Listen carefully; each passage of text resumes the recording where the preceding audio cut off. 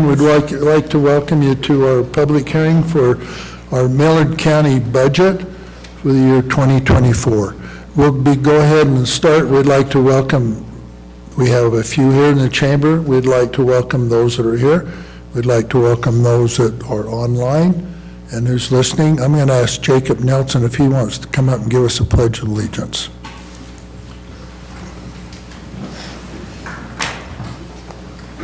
I pledge allegiance to the flag of the United States of America and to the republic for which it stands, one nation, under God, indivisible, with liberty and justice for all.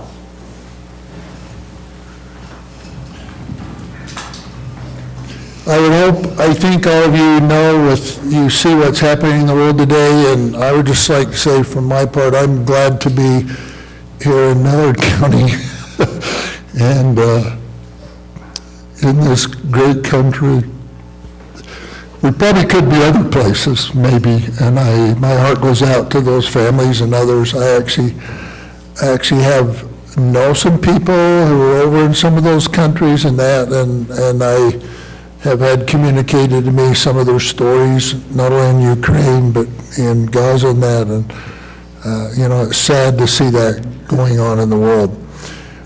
I'm just going to mention one thing that might be appropriate, that I want to thank all of you who this year, employees and others who's worked with us. I thought I think Bonnie will show we've had a really good year. And I think there's lots of things that we treasure. Most of us treasure our religion and everything else. I was just thinking of a thing that I might express that I think is pertinent to what we're doing in this county and particularly this country.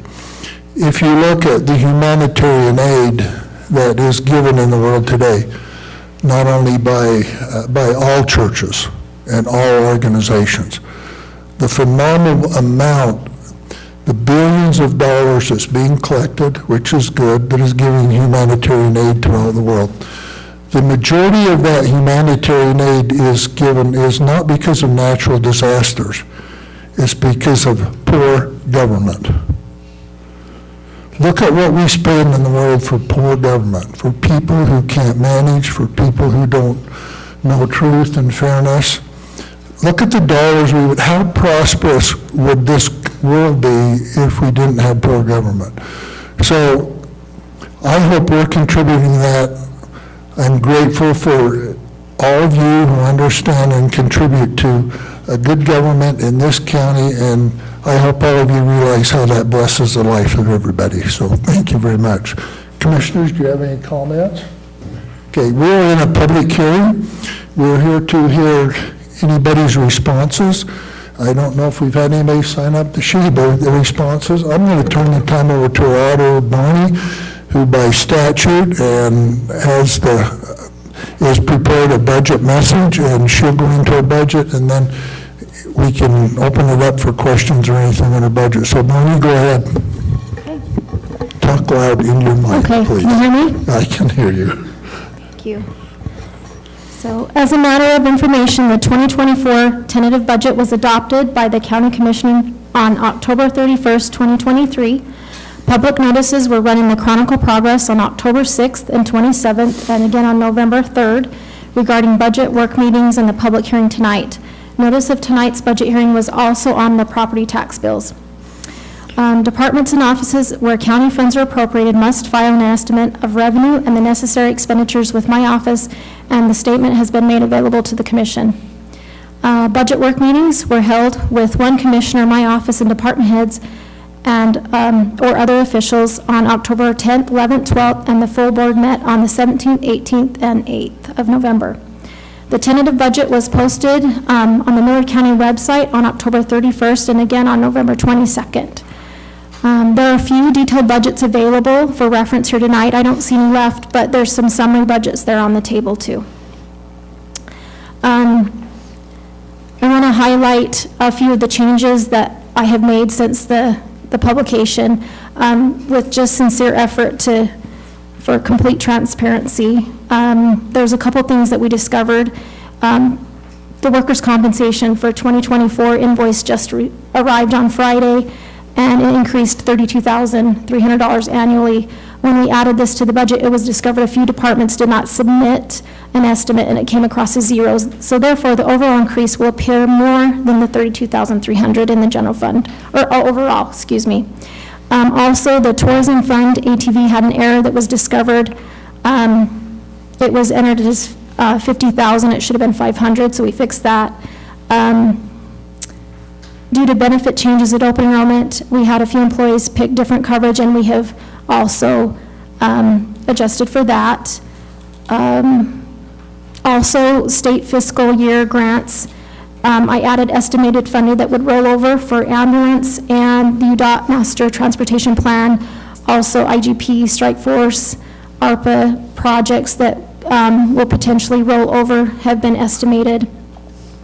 Also, as invoices come in through the end of the year before the adoption of the budget on the 19th, we could change those could lower as it's spent down. Let's see, the general fund being the biggest change increased by a little over $200,000 since it was published. What you have today is the most up-to-date. So then kind of a narrative on what's happening this budget year. Administrative services cost reimbursement. A 3% administrative service cost will be charged to enterprise and special revenue funds not funded by the general fund. The generated revenue will help offset the cost of providing services such as human resources, financial, banking, legal, computer IT, GIS, legislative and executive management, and property insurance.